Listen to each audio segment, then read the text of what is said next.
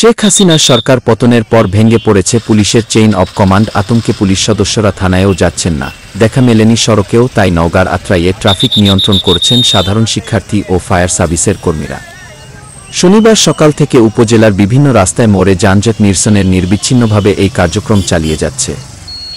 রাস্তার সিগন্যালের পাশাপাশি তারা ফুটপাতে হাঁটা, নির্দিষ্ট স্থান থেকে গাড়িতে ওঠানামা ও গণপরিবহনগুলো নির্দিষ্ট স্থানে থামার নির্দেশনা দিচ্ছেন।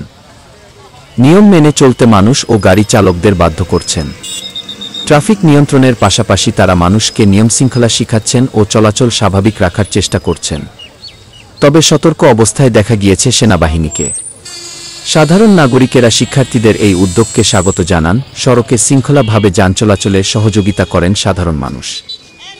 আত্রাই মোল্লা আজাদ বিশ্ব ডিগ্রি কলেজের অনার্স প্রথম বর্ষের শিক্ষার্থী শাহরিয়ার নাদিম তিনি বলেন, এখানে আমরা এসেছি সেনাবাহিনীর নির্দেশে দেশের সেবা করতে, সড়কের যান চলাচল নিরাপদ করতে। বিস্তারিত দেখুন নওগাঁ প্রতিনিধি কামাল উদ্দিন টগরের প্রতিবেদনে।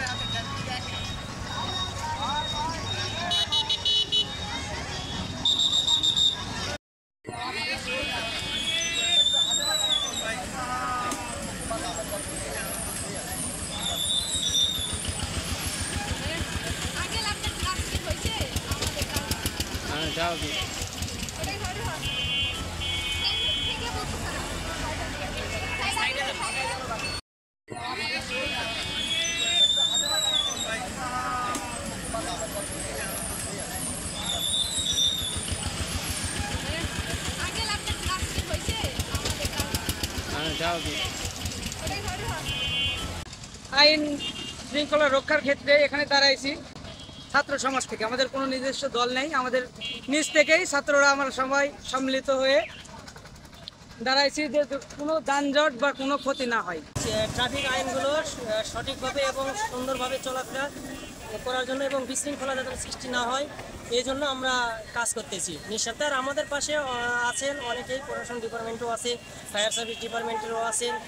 তো আমাদের এখানে ছাত্র সমাজের উদ্যোগে একটা করা হয়েছে যে ট্রাফিকের ইয়েটা করা হয়েছে। আমরা ট্রাফিকের আজকে করতেছি, আমাদের 17 সদস্য একটা দল গঠন করা হয়েছে। এখান থেকে আমরা শুধু ট্রাফিকের জন্য আজকে করতেছি। আমাদের ছেলেপেলেরা আছে যারা ট্রাফিকে দায়িত্ব পালন করতেছে। তো এই আজকের আমাদের কর্মসূচি, এবং পরবর্তী কর্মসূচি আমাদের উপর থেকে নির্দেশ আসলে আমরা করবো ইনশাআল্লাহ।